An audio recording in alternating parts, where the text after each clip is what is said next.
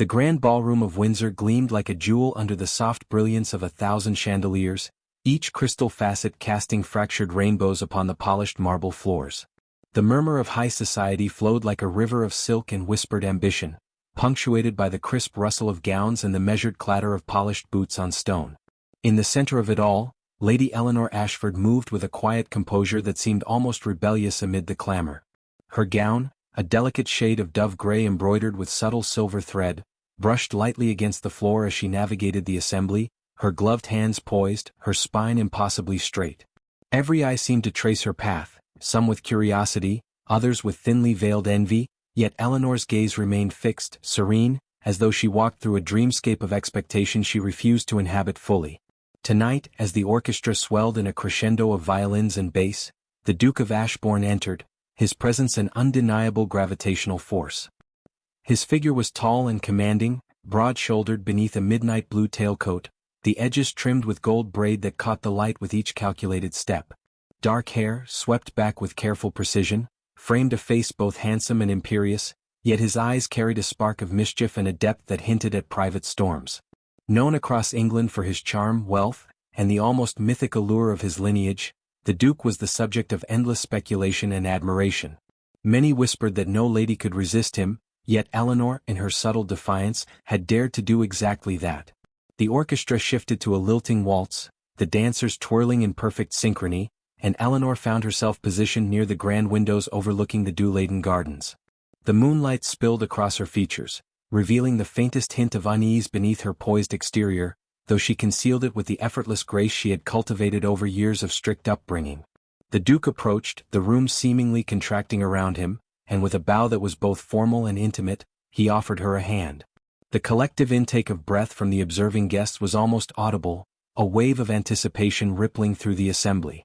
"Lady Eleanor," he said, his voice smooth, almost velvet, yet edged with a daring that suggested both challenge and admiration, "I have grown weary of the polite refusals that litter this season. Might I finally persuade you to accompany me in a dance?"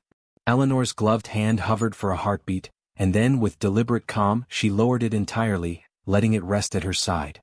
"Your Grace," she replied, her voice measured yet carrying the subtle weight of quiet conviction, "I am most flattered by your attentions, but I fear my inclinations are not so easily swayed by rank or reputation."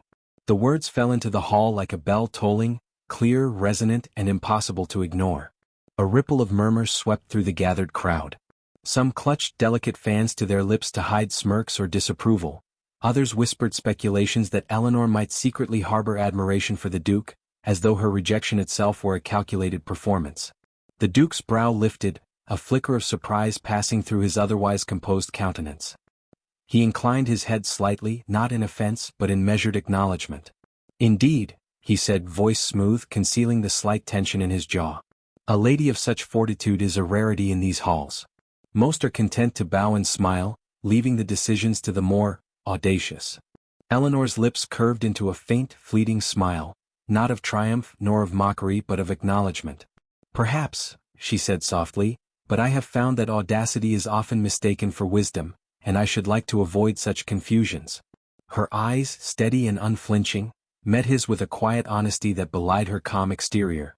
In that gaze, the Duke glimpsed a resistance he had not encountered before, a steadfastness both vexing and strangely compelling.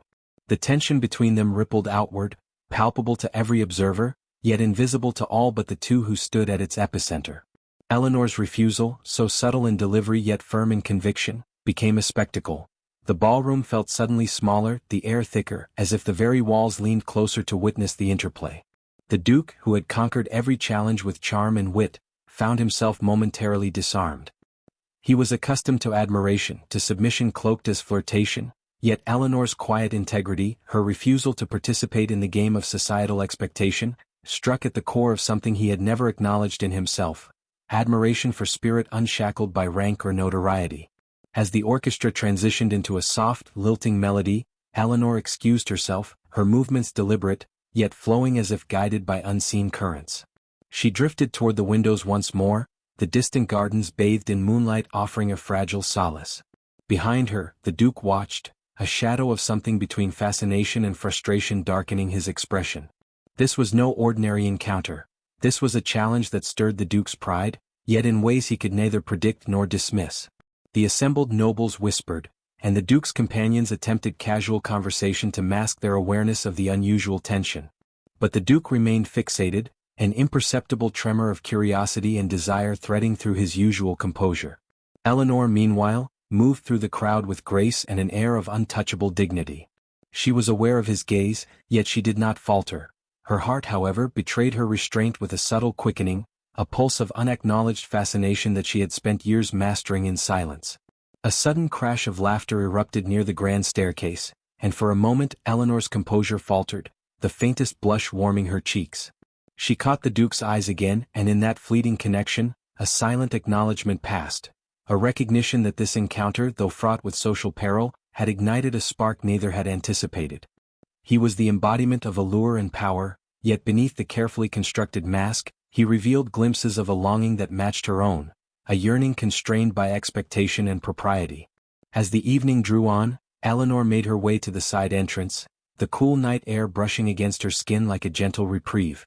Behind her, the ballroom continued its dance of light, music, and whispered speculation, but she carried with her the quiet knowledge that she had endured, with dignity intact, a challenge no other woman dared attempt. The Duke, lingering in the doorway, lingered in shadow, watching her depart, his expression inscrutable. For the first time in his life, a conquest had eluded him, and yet, it was not defeat he felt, it was intrigue, a fascination that would not abate, a tension that promised a collision of fates neither society nor custom could anticipate. As Eleanor disappeared into the night, a faint wisp of moonlight lingered upon the balcony, catching the subtle shimmer of her gown. The Duke exhaled softly, a man accustomed to mastery now confronted with the unfamiliar territory of longing without command. In the silent corridors of Windsor, amid the echoes of music and gossip, a story had begun, one of pride, defiance, and an unspoken attraction so potent that neither heart could ignore it. And in that beginning, both would come to learn that love, when wrapped in the fabric of honor and social expectation, is a force capable of reshaping even the most unyielding of souls. The days that followed the fateful ballroom encounter were awash with the subtle unrest of whispered conjecture and deliberate observation. Windsor society, ever vigilant for the slightest ripple in propriety, found itself captivated by the audacity of Lady Eleanor Ashford and the unusual restraint of the Duke of Ashbourne. Yet beneath the gilded whispers and measured glances lay a current neither could ignore. Eleanor continued her routines with her customary grace, yet the arrival of letters sealed with a wax crest bearing the Duke's insignia disturbed the tranquility she meticulously preserved. Each missive, penned in the Duke's unmistakable hand, carried a tone both respectful and daring, an intricate dance between challenge and admiration. One such letter arrived with a small bouquet of lilacs, the blooms fresh with spring dew, accompanied by a note of peculiar tenderness, for a lady whose courage eclipses even the brilliance of the morning light. Should you permit it, I would walk beside you through this season's storms. Eleanor read the words beneath the quiet shadow of her study, the soft flicker of candlelight tracing the sharp planes of her face. She allowed herself a fleeting moment of curiosity, a ripple of emotion she had long trained herself to conceal. That the Duke of Ashbourne, whose reputation was embroidered with conquest and social mastery, had chosen to address her with such subtle reverence, unsettled her in ways she neither expected nor entirely welcomed. The lilacs, their fragrance delicate yet insistent, seemed almost to echo the unspoken tension that hung between them, a tension formed not of fleeting desire, but of respect entwined with fascination. It was during an afternoon walk in the newly sprouted gardens of Ashford Manor that Eleanor encountered the first overt gesture of the Duke's intent. A carriage had arrived, elegantly drawn, bearing a single sealed envelope and a small polished box of fine mahogany. Inside the box, Eleanor discovered a miniature painted portrait of herself, captured with remarkable fidelity, the soft curve of her lips, the reflective depth of her eyes, the poised tilt of her head. There was no embellishment, no flourish beyond the careful artistry, yet the implication of such attention and care pierced her composed exterior with an unanticipated thrill. The note accompanying the portrait read simply, "No gilded halls nor whispered praise can convey the impression your presence leaves upon those fortunate enough to behold it." Eleanor's heart, accustomed to the measured cadence of societal expectation, betrayed a subtle quickening. Yet she responded with dignity, leaving her reply politely restrained, careful to acknowledge the gesture without revealing the stirrings of emotion it had elicited. She was acutely aware that her position, both as a lady of noble birth yet modest fortune, demanded prudence, Yet the Duke's attentions, tempered with intelligence and sincerity, presented a conundrum she had not anticipated. She began to notice, with reluctant admiration, that his pursuit did not rely upon the grandiosity typical of his station. There were no public displays of opulence meant to awe her. Instead, each gesture was deliberate, intimate, and subtly probing, testing the boundaries of her restraint. Gossip, inevitable in the tight-knit circles of Windsor society, took on a life of its own. Whispers followed Eleanor like shadowed courtiers, speculating upon her supposed fascination with the Duke. Servants and acquaintances alike watched the exchange of letters and flowers with a mixture of envy and incredulity. Yet Eleanor bore the scrutiny with a quiet elegance, aware that each observation, each misinterpreted smile, served only to heighten the intricate dance of propriety and passion in which they both were enmeshed. The Duke, meanwhile, continued his presence in her life with the same subtle insistence, appearing at charitable events, gallery exhibitions and hunting parties, never imposing, yet impossible to overlook. Each encounter revealed more of his character, intelligence tempered by wit, charm softened by earnestness, and beneath it all, a relentless admiration that defied his usual self-command. One evening, at a gathering of close acquaintances, the Duke's attentions became a subject of silent intrigue. Eleanor stood near the fireplace, the flickering light casting shadows that danced across her serene features, when the Duke approached with a measured grace. In a voice just above a whisper, yet rich with warmth and intent, he said, "I trust the day has been kinder to you than your correspondence might suggest?" The question, couched in politeness, carried the weight of personal concern. Eleanor's reply, though composed, hinted at the subtle recognition of his attentiveness. "The day passes, your grace, as all days do, though it seems certain events are intended to unsettle rather than soothe." Their eyes met, a silent exchange of awareness and understanding passing in the space between words. It was in these small moments, unobserved by the larger assembly, that their connection deepened, a slow, deliberate building of intimacy amidst the rigid structures of expectation. The Duke's final gesture of the season arrived with understated elegance, an invitation to a secluded part of the royal gardens, known only to a few, where lanterns had been arranged to cast a gentle glow across the paths. There, beside a fountain whose waters whispered over carved stone, he presented Eleanor with a token of rare import, a delicate bracelet of silver, inscribed with a phrase in Latin signifying courage and constancy. "For the lady whose steadfast heart eclipses even the brightest stars of this hall," he murmured, his tone both formal and profoundly intimate. Eleanor accepted it, a flush of emotion coloring her cheeks, recognizing the significance of the gift. It was not merely adornment, but a symbol of acknowledgement, respect, and the quiet persistence of his regard. As the evening waned, and the hush of night settled across the manor, Eleanor retreated to the quiet sanctuary of her chambers, the bracelet resting lightly upon her wrist. She traced the inscription with a fingertip, contemplating the depth of the gesture, and the challenge it presented to her carefully maintained composure. The Duke, for all his outward mastery, had begun to reveal a vulnerability that mirrored her own, and the awareness of this burgeoning connection stirred a delicate tension within her. It was a tension formed not from physical pursuit, but from the interplay of intellect, dignity, and restrained longing, an emotional duel conducted in silence, yet deafening in its intensity. In the days that followed, Eleanor found herself reflecting upon the Duke's persistent, yet respectful attentions. There was no haste, no overt demand, merely a patient unfolding of interest that respected her autonomy while inviting her curiosity.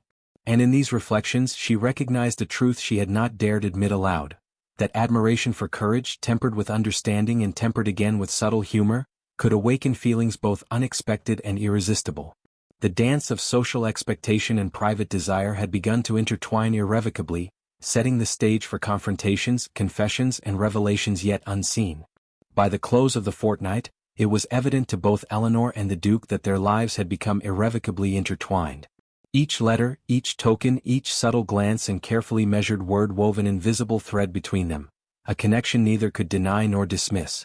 Yet the resolution remained elusive, bound as it was by the rigid constraints of propriety and the delicate balance of societal observation. The seeds of fascination, respect, and restrained longing had been sown, and with them, the promise of a collision between honor and desire, of a romance that would test every measure of courage and restraint in their hearts. And so, with the moon casting its silver glow upon the quiet gardens, Eleanor contemplated the inevitability of their continued encounters, her mind alive with questions she had not dared ask, her heart subtly, irrevocably stirred, the first snowfall of the season had arrived with quiet insistence, each flake drifting lazily from a grey velvet sky to settle upon the manicured gardens of Ashford Manor. Lady Eleanor Ashford walked the paths alone, her cloak of deep emerald wool drawn tightly around her shoulders, the chill air brushing against the exposed curl of her hair. The stillness of the morning, broken only by the gentle patter of snow upon the stone paths, offered a rare sanctuary from the persistent whispers of society. Yet she was not entirely alone. From the shadowed archway of an adjoining terrace, the Duke of Ashbourne emerged, his coat dusted with frost, his expression unguarded in a way that only the solitude of winter permitted. "Lady Eleanor," he greeted, voice low and measured, yet carrying a warmth that stirred the quiet air between them. "I trust the frost does not chill your spirits unduly?" Eleanor paused, the faintest curve of a smile touching her lips. "On the contrary, your grace," she replied, her tone formal yet softened by the intimacy of their seclusion. "It serves to remind one that even the most rigid landscapes may conceal beauty beneath a mantle of ice." He stepped closer, the snow crunching beneath his boots, and for a moment, the world beyond the garden seemed to vanish. Here, away from the ballrooms, the gossip, and the rigid scrutiny of their peers, they were simply two souls navigating the fragile boundaries of propriety and desire. "Then perhaps we might discover such beauty together," he murmured, his eyes catching the pale light and reflecting both admiration and something deeper, an unspoken vulnerability that Eleanor had not yet seen. They walked along the garden paths in silence, the crunch of snow beneath their feet the only sound punctuating the morning. Eleanor's thoughts, usually disciplined and measured, wandered unbidden to the man beside her, to the subtle intensity that had begun to mark every encounter since the ballroom. She noted, with an almost reluctant curiosity, the way his gaze lingered, not with the arrogance of conquest, but with a patience and earnestness that unsettled her carefully maintained composure. Each step they took together seemed laden with unspoken questions, each glance a cautious probing of the other's inner resolve. Finally, they reached a secluded alcove, framed by frost-laden ivy and the whispering water of a small fountain. Here, the world of observation, of societal expectation could not intrude. The Duke stopped, removing his gloves, and turned to face her fully, the breath from his lips rising in pale clouds. "Eleanor," he said, and in the familiarity of her name, there was both power and reverence. "I have long restrained words that must now be spoken. I find, despite all counsel and custom, that my regard for you has surpassed admiration. It has grown into something far more insistent, far more profound." Eleanor's chest rose and fell with measured control, though a subtle tremor betrayed her composure. "Your Grace," she began softly, her voice steady despite the flutter within, "I am not unmindful of your attentions, nor of the esteem in which society holds you. Yet, I must confess, that while I respect your sincerity, I am wary of the consequences of such inclinations. Our lives are watched, measured, and judged at every turn." He reached out, a hand hovering near hers without touching, as though the simple act of proximity might bridge the chasm between restraint and confession. "I am not ignorant of consequence," he replied, his voice edged with quiet determination. "But I would rather endure the scrutiny of the world than deny the truth I feel in its absence. I have been captivated by your intellect, your courage, and the grace with which you navigate a society that often mistakes beauty for weakness." Eleanor's gaze faltered, drawn to the depth in his eyes, the rare moments when the Duke's imperious exterior yielded to a glimpse of the man beneath. Her own heart, long governed by prudence and careful reflection, began to acknowledge the stirrings she had resisted for weeks. "And if I were to acknowledge such stirrings," she said, a tentative edge to her voice, "how might we proceed without sacrificing that which we both hold dear, honor, dignity, and the fragile regard of those around us?" He smiled faintly, a shadow of humility softening the sharpness of his features. "By understanding that honor need not be sacrificed for love," he said. "That dignity may coexist with desire, and that what is true in the quiet of our hearts is worth the risk of society's scrutiny. I do not seek to compel you, Eleanor, only to stand beside you should you permit it." For a long moment they remained silent, the snow falling steadily around them, draping the garden in a hushed serenity. Eleanor's mind, trained to measure and weigh every decision, found itself adrift in the unexpected freedom of this encounter. She realized with a mixture of awe and apprehension, that the Duke's words were not mere flattery, they were a declaration, a laying bare of intent and vulnerability that mirrored the quiet fortitude she herself had cultivated. I cannot deny the truth of your regard," she admitted, her voice trembling just enough to betray the depth of her emotion. nor can I deny the stirrings within my own heart. Yet I fear the world would see folly in such acknowledgment, and I am unprepared to risk more than I may bear." He stepped closer, the snow swirling about them like a veil of intimacy, and placed a gloved hand lightly over hers. The touch was brief, measured, yet electrifying in its subtlety. "Then let us proceed with patience," he whispered. "Let the world have its judgments, and let us allow the quiet truth between us to grow, unspoken yet undeniable. There is no haste, only the steady unfolding of what is already inevitable." Eleanor met his gaze, her eyes reflecting both uncertainty and a nascent resolve. The tension that had marked their previous encounters, the subtle games of admiration, restraint, and societal expectation, now gave way to something more profound, the beginning of mutual understanding and trust. She felt, in the delicate pressure of his hand and the sincerity of his words, that the Duke of Ashbourne was not merely a figure of allure and power, but a man capable of vulnerability, of devotion, and of a quiet constancy that mirrored her own hidden longings. As the snow continued to fall, settling in delicate patterns upon the ground and their garments, Eleanor allowed herself a single unguarded breath, a fleeting concession to the stirrings of emotion she had long denied. The Duke, observing her with a quiet intensity, understood that this was no triumph to be celebrated, but the delicate commencement of a bond that would require patience, courage, and the endurance of social scrutiny. With the morning waning and the frost glinting in the pale sunlight, they turned back toward the manor, walking side by side, the space between them neither forced nor entirely diminished. Each step was a silent negotiation, a measured acknowledgement of attraction tempered by honor, a slow dance of hearts that had begun in the shadow of societal expectation and now moved toward the quiet intimacy of confession. Though no grand declarations had yet been made, the foundations of understanding had been firmly laid, and each knew that the path ahead, while fraught with challenge, held the promise of something enduring, something capable of withstanding even the most relentless scrutiny of the world beyond. And as they entered the manor, the frost glinting like crystal along the terrace, both Eleanor and the Duke felt the undeniable truth of the moment, that love, tempered by patience and nurtured in secrecy, was a force neither could resist, nor should they attempt to deny. The slow burn of emotion, the careful cultivation of trust, and the recognition of vulnerability had begun, an intricate prelude to a romance that would test both courage and restraint in the days to come.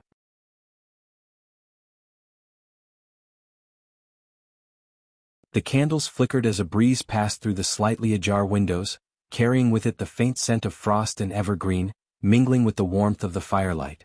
They moved together through the hall, side by side, hands entwined, the soft brush of fabric and shared presence forming a rhythm that spoke of mutual understanding and unspoken joy.